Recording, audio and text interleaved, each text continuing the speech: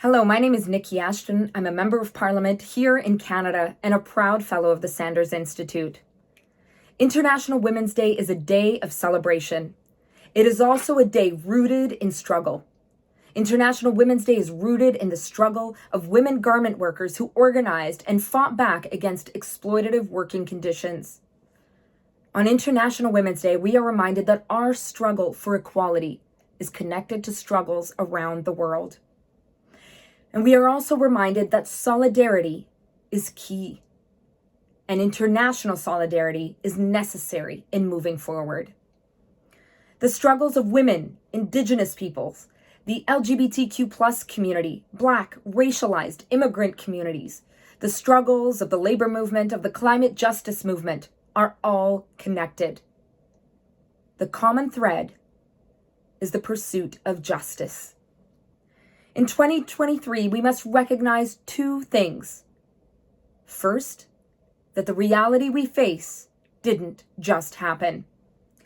Here in Canada and around the world, Indigenous peoples are fighting for justice and against the ongoing genocide they face. In the US, women have pushed back against the full-fledged attack on reproductive rights.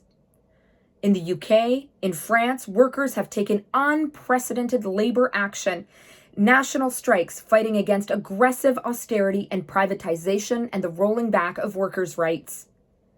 In Cuba, people have led a campaign against the inhumane blockade that has sought to deprive their country of the most basic necessities. In Palestine, Palestinians are pushing back against brutal oppression and the illegal occupation of their homes and lands.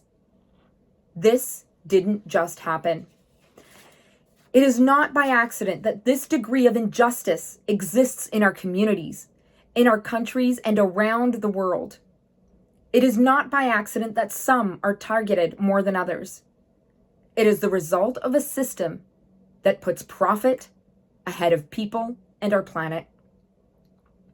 A system that sets up political, economic, and legal structures and networks that consistently prioritize the power of corporations and the wealthy who run them at the expense of working people, people pushed to the margins, and our planet. The second thing that is equally important to remember is that when we act in solidarity, we can win. We can challenge the status quo.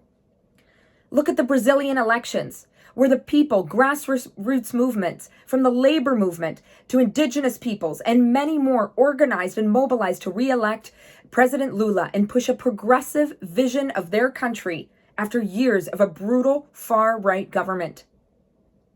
Look at the struggle of Indian farmers who organized and resisted the corporate-driven push to privatize and sell off their lands and livelihoods. Here in Canada, just a few months ago, education workers in Ontario, our largest province, organized and pushed back on their right-wing government set to bring in anti-worker legislation.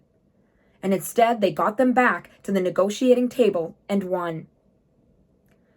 In the US, where Amazon workers fought back against one of the greediest corporations in our midst and won by forming a union, a struggle that has been an absolute inspiration to Amazon workers, and so many of us around the world. It's important to celebrate our successes. All of these struggles have one thing in common: solidarity. Solidarity in our communities and across our borders. We are all in this together. That's why it's so important that we find ways to build solidarity. And I want to acknowledge the work of the Sanders Institute on this front. We are at a time in our history where we are facing significant challenges: war and peace, the climate crisis, growing inequality. There's a lot at stake. The key element here in Canada and around the world is the need to build solidarity in the pursuit of justice. We have to talk about how we got to this point and that there is a better way forward. It would be all too easy to be discouraged, but we cannot let up. We need to celebrate those who are part of the struggles, and we need to celebrate our victories.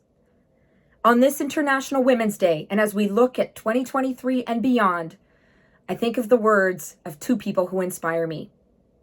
As Angela Davis said, you have to act as if it were possible to radically transform the world, and you have to do it all the time. As J.S. Wordsworth, one of the founders of Canada's progressive movement, said, what we desire for ourselves, we wish for all. What we desire in 2023 is the social, environmental, and economic justice we all deserve. And we can't let up. In solidarity, on continue. Hasta la victoria siempre.